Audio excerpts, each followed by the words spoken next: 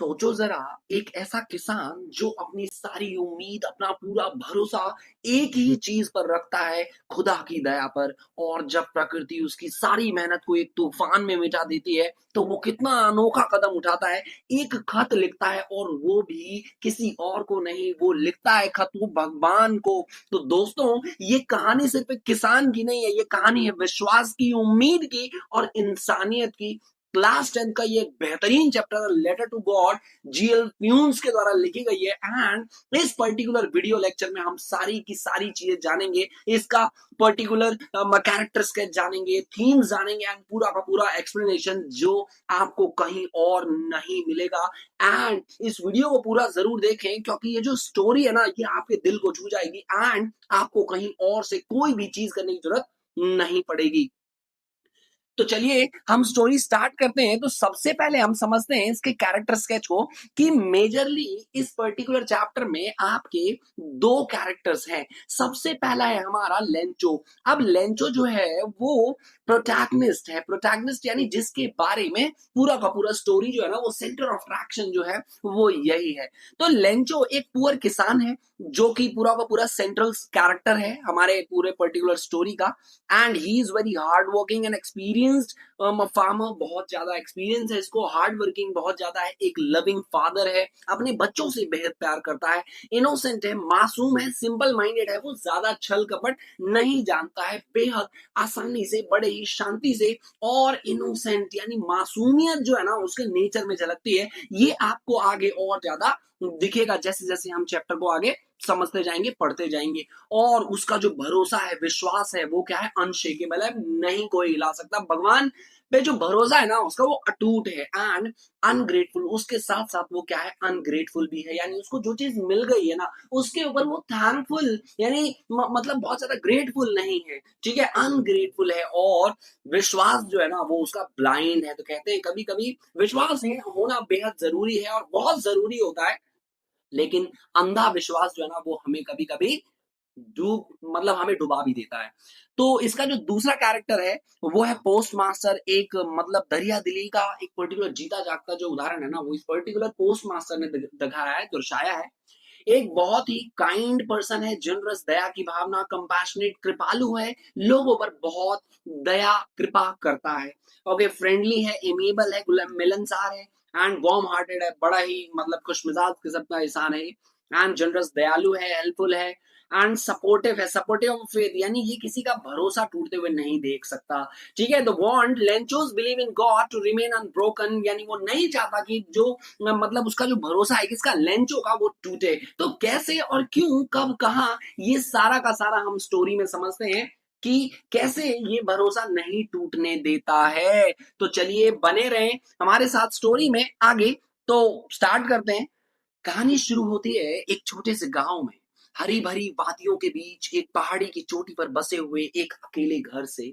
ये घर था हमारे हीरो लेंचो का। लेंचो एक बेहद सीधा साधा मेहनती किसान, जिसके जीवन का एक एक पल उसकी जमीन से जुड़ा हुआ था। एंड उसकी खेती, उसकी फसलें उसकी जान थी। उस साल उसने मक्के की फसल बोई थी, और फसल क्या थी, मानो कि हरे हरे मोतियों की ना लड़ियां बिछी हुई हो, इतनी अच्छी फसल थी। बस दरकार जो थी वो एक बारिश की थी, बस थोड़ी सी ही, ताकि फसल जो है ना वो पक जाए और उसके घर में खुशहाली आ जाए। उसके उसके मन में आशा जो थी ना वो भर भर कूट कूट के भरी हुई थी।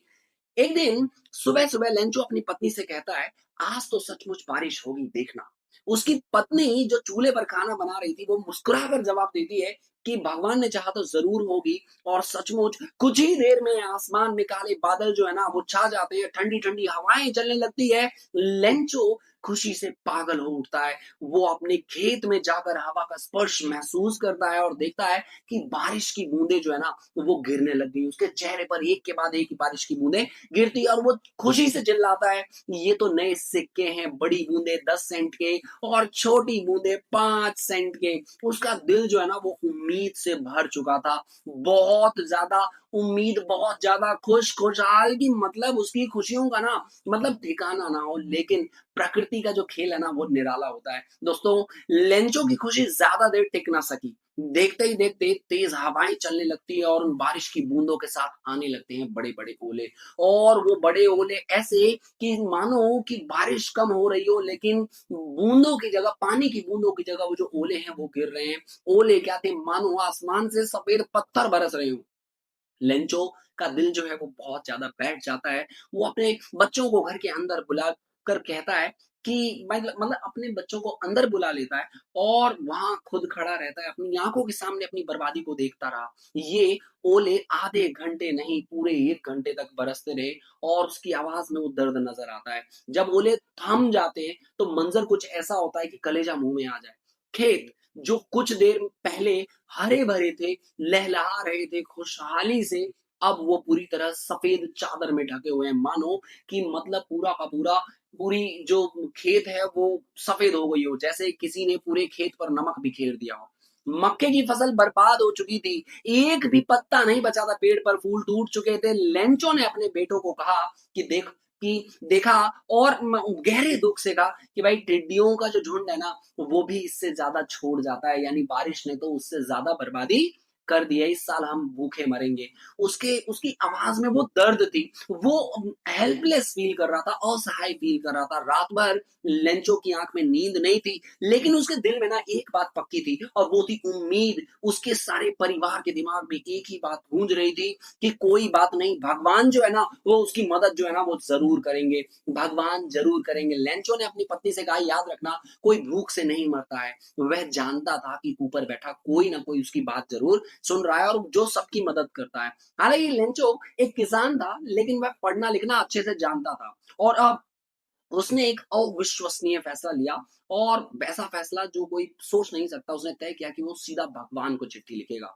आपने सही सुना, भगवान को। अगले रविवार सुबह-सुबह वो कागज़ और कलम लेकर बैठ गया, पूरी गंभीरता से, पूरी एकाग्रता से अपना पूरा का पूरा दुःख लिखता है कि हे भगवान, मुझे 100 पैसों की ज़रूरत है ताकि मैं फिर से अपनी फसल बो सकूँ और अगली साल आने तक अपने परिवार का पालन-पोषण जो है वो अच्छे से कर सकूँ। उसने लिफ़ाफ़े पर पता लिखा टू गॉड, यानी ये जो भगवान के पास चला जाए ये लेटर, और फिर शहर जाकर खुद उस चिट्ठी को मेल बॉक्स में डाल देता है। उसके चेहरे पर अटूट विश्वास था, जरा भी संदेह नहीं था कि ये लेटर जो है वो भगवान तक पहुंचेगा भी या नहीं। अब यहाँ से जो है ना वो कहानी एक नया मोड़ लेती है कि पोस्ट ऑफिस में एक पोस्टमैन होता है, जब वो चिट्ठी देखता है तो बहुत ज्यादा या हंसने लगता है। क्यों? क्योंकि उसके ऊपर टू गॉड लिखा है। उसने ऐसी चिट्ठी आज तक कभी नहीं देखी थी। तो उसने पोस्ट मास्टर को डिसाइड करता है कि वो पोस्ट मास्टर के पास लेकर जाएगा वो चिट्ठी। और पोस्ट मास्टर एक मोटा और मिलनसार व्यक्ति था, बहुत ही ज्यादा। पहले तो वो जोर से हंसने लगता है,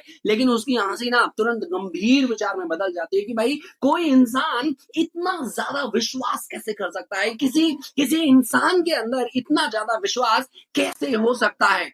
काश मैं भी इस आदमी की तरह भगवान में विश्वास कर पाता, जिसने सीधे भगवान को चिट्ठी लिख दी। पोस्ट मास्टर का जो दिल हो गया ना वो हिल गया और मतलब वो किसान के विश्वास को टूटने नहीं देना चाहता था। उसने तुरंत फैसला किया कि वो इस चिट्ठी का जवाब जरूर देगा। लेकिन जब उसने चिट्ठी खोली तो उसे एहसास हुआ कि केवल एक अच्छी भावना या जवाब काफी नहीं है, कि उस चिट्ठी में जो उसने मांगा है ना वो सिर्फ और सिर्फ जवाब नहीं है, वो है पैसे। उसने 100 पैसे मांगे थे। हालांकि ये मुश्किल था, पर पोस्ट मास्टर ने अपने फैसले पर अडिग मतलब रहने की कोशिश की और अपने आसपास सभी एम्प्लॉय, सभी कर्मचारियों से जो भी पैसे बन पड़े सबसे उसने वो किया और अंत में जाकर 70 पैसों से थोड़ा सा, यानी मतलब लगभग 70 पैसों आप समझिए कि जोड़ा इकट्ठा किया और उसने सावधानी से उन पैसों को एक लिफाफे में रखा और लेंचो के पते पर भेज दिया। लिफाफे पर उसने एक शब्द लिखा, गॉड। संगीत पीछे, मतलब अब उसके मन में ना मतलब ऐसा समझो कि वो बहुत ज्यादा खुश था। क्यों? क्योंकि वो किसी की हेल्प कर पाया था। अगले रविवार को जब सारे के सारे मतलब लोग काम कर रहे थे, तभी क्या है, लेंचो जो है वो वहां पर आता है और लेंचो उम्मीद से भरा हुआ है, पोस्ट ऑफिस पहुंच जाता है। वह सामान्य से थोड़ा सा पहले आ गया था। कहीं उसकी चिट्ठी आ तो नहीं गई। पोस्टमैन ने खुद चिट्ठी सौंपी, क्योंकि पोस्ट मास्टर अपनी ऑफिस की खिड़की से देख रहा था। पोस्ट मास्टर को संतुष्टि महसूस हो रही थी। जैसे उसने कोई बहुत अच्छा काम किया हो। लेंचो ने जब चिट्ठी खोली तो उसे जरा भी आश्चर्य नहीं हुआ, उसके मन में एक छोटी सी भी रंजिश नहीं थी कि भगवान उसका जवाब नहीं देंगे। इतना ज्यादा इमेंस फेथ था उसका, उसका विश्वास इतना मजबूत था कि उसे पता था कि भगवान उसका जवाब जो है ना वो जरूर देंगे। उसने जब लिफाफा खोला तो उसमें 70 पैसे, जब पैसे गिने 70 पैसे मिले। अब उसकी आंखों में अब वो खुशी नहीं दिख रही थी, बल्कि गुस्सा दिख रहा था। भगवान भला ऐसी कैसी गलती कर सकते हैं। उसने सोचा, उसने 100 पैसे मांगे थे और उसे केवल 70 मिले थे। लेकिन अब वो ये सोच रहा है कि मतलब वहीं काउंटर पर गुस्से से भौं चढ़ा है, उसने दूसरी चिट्ठी लिखना शुरू कर दिया। उसके माथे पर गहरी लकीरें थी और मानो कि विचारों को वो कागज पर उतारने पर लगा हुआ था कि भाई उसके अंदर जो गुस्सा है ना वो सभी पर लगा देना चाहता है, मतलब उस कागज पर उतार देना चाहता है। और फिर उसने सारी चीजें लिखी और मेल बॉक्स में डाल देता है। और जब ये सब सारी चीजें, मतलब वो चिट्ठी पढ़ने के लिए जो पोस्ट मास्टर है ना, बेहद क्या है, मतलब उतावला है। और वो जब पढ़ता है तो उसे उसके पैरों की जमीन जो है ना वो खिसक जाती है। वो जब वो पढ़ता है कि बस, कि मतलब लेंचो ने ये कहा है कि भगवान आपने जो पैसे भेजे हैं वो मुझे मिल गए, लेकिन मुझे 30 पैसे और भेजे, लेकिन इस बार मुझे पोस्ट ऑफिस के थ्रू मत भेजे, क्योंकि यहाँ जो कर्मचारी है ना वो चोर हैं। ये सब सुन के तो पोस्ट मास्टर मतलब हिल जाता है, दंग रह जाता है। लेकिन कहीं ना कहीं वो ये एक्सेप्ट कर लेता है, उसके सारे कर्मचारी ये एक्सेप्ट कर लेते हैं कि भाई नेकी कर और दरिया में डाल, कि भाई इसकी ना, इसका हमारी वजह से ना इसका जो भरोसा है, इसका जो विश्वास है वो नहीं टूटा है। और ये कहानी जो है ना हमें सोचने पर मजबूर करती है कि क्या कभी हमारा विश्वास इतना अंधा हो जाता है कि हम अपने सामने खड़े दयालु लोगों को पहचान नहीं पाते, जो हमारी मदद करते हैं, पीठ पीछे हमारी मदद करते हैं, हम उनको पहचान नहीं पाते। क्या हम उस अदृश्य शक्ति पर इतना भरोसा कर लेते हैं कि जो लोग हमारे सामने है ना, हम उन्हें ही गलत समझ बैठते हैं। अ लेटर टू गॉड सिर्फ एक कहानी नहीं है, ये एक आस्था है, इंसानियत और जीवन की छोटी छोटी परेशानियों पर का एक गहरा मतलब चिंतन है कि हम इसके ऊपर कार्य करें और सोचे। उम्मीद है कि आपको ये पर्टिकुलर स्टोरी जो है वो बेहद अच्छे से समझ में आई हो। तो चलिए स्टार्ट करते हैं। अब इसके सारे के सारे थीम्स देखते हैं जो कि बेहद इंपॉर्टेंट थीम्स हैं। सबसे पहला है हमारा फेथ इन गॉड, कि भगवान में जो है ना वो भरोसा हमारा होना चाहिए। कि ये दिखाया गया है, इस चैप्टर के माध्यम से दिखाया गया है कि भगवान में एक अनशेकेबल ट्रस्ट होता है। किसको? लेंचो को। Shows how faith give strength, की ड्यूरिंग क्राइसिस, बुरे समय में जो फेथ है ना वो हमें कितना ज्यादा क्या देता है, स्ट्रेंथ देता है, ताकत देता है कि हम उन परेशानियों का सामना कर सके। दूसरा है हमारा इनोसेंस एंड ब्लाइंड फेथ, मासूमियत और ब्लाइंड बिलीफ जो है ना वो इस पर्टिकुलर स्टोरी में दिखाया गया है कि लेंचो इतना ज्यादा मासूम है कि वो डायरेक्टली सीधा भगवान को क्या कर देता है, लेटर लिख देता है। उसका जो विश्वास है इतना ज्यादा ब्लाइंड है कि ही डाउट्स ऑनेस्ट ह्यूमंस, यानी ईमानदार इंसानों को भी वो क्या करता है, डाउट करता है। लेकिन वो भगवान के ऊपर डाउट नहीं कर सकता कि भगवान ने तो उसको पूरे 100 पैसे भेजे होंगे, लेकिन यही लोग हैं जो चोर हैं, इन्होंने हमारे पैसे चुरा लिए। ह्यूमन काइंडनेस को दिखाता है, कंपैशन, कृपा की भावना, दया की भावना। जो पर्टिकुलर पोस्ट मास्टर है सेल्फलेस है, वो selfless humanity bye collecting money, यानी लोगों से मतलब अपने कर्मचारियों से पैसे इकट्ठे करता है और वो सारा का सारा उसे दे देता है। आयरनी ये था कि जिसे शाबाशी मिलनी चाहिए थी वो शाबाशी नहीं मिलती है, उसको चोर का टैग मिलता है। जैसे पोस्ट मास्टर को, मतलब हम सभी समझते हैं ये बात कि भाई पोस्ट मास्टर ने जैसे उसकी मदद की ना, तो लेंचो शायद हो सकता है कि पोस्ट मास्टर को थैंक करे। लेकिन अंत में क्या होता है कि लेंचो जो है ना वो उसे गालियां दे देता है, चोर कहता है, बंच ऑफ क्रूक्स कहता है। स्ट्रगल ऑफ फार्मर ये भी दिखाता है कि किसान भाई जो है हमारे वो कितने ज्यादा स्ट्रगल करते हैं, संघर्ष करते हैं। ह्यूमन और नेचर की पुअर फार्मर दशा दिखाई गई है कि कैसे वो डिपेंड करते हैं कंप्लीटली ऑन नेचर। लेकिन अगर नेचर ने उनका साथ नहीं दिया तो वो बर्बादी के राह पर चल पड़ते हैं। होप और ऑप्टिमिज्म दिखाया गया है कि मुश्किल से मुश्किल सिचुएशंस में भी हमें आशा नहीं छोड़नी चाहिए, हमें हमेशा ऑप्टिमिस्टिक रहना चाहिए, पॉजिटिव थॉट से भरा रहना चाहिए। ट्रस्ट एंड ग्रैटिट्यूड ये दिखाया गया है कि विश्वास और ग्रैटिट्यूड हमें शो करना चाहिए कि जो भी चीज हमें मिली है ना हमें उसके लिए थैंकफुल रहना चाहिए। थैंक यू गॉड, मुझे आज आपने जो भी दिया है उसके लिए थैंक यू सो मच। तो ये होता है हमारा gratitude. Role of faith in survival, जब मुश्किल सिचुएशन होती है ना तो विश्वास ही सबसे बड़ा हथियार होता है हमारा। It is practical support for survival. Survival यानी सर्वाइव करने के लिए जो सपोर्ट चाहिए ना, वो विश्वास ही होता है कि एक दिन सब ठीक हो जाएगा। तो आज मैं उम्मीद करता हूँ कि जो वीडियो है वो जबरदस्त एक चेंज लेकर आया होगा आपके पर्सपेक्टिव में, आपके थॉट प्रोसेस में। लेटर टू गॉड जबरदस्त तरीके से आपका क्लियर हो गया है। तो मिलते हैं नेक्स्ट वीडियो में धमाकेदार स्टोरी के साथ। Till then see you, bye bye and take care.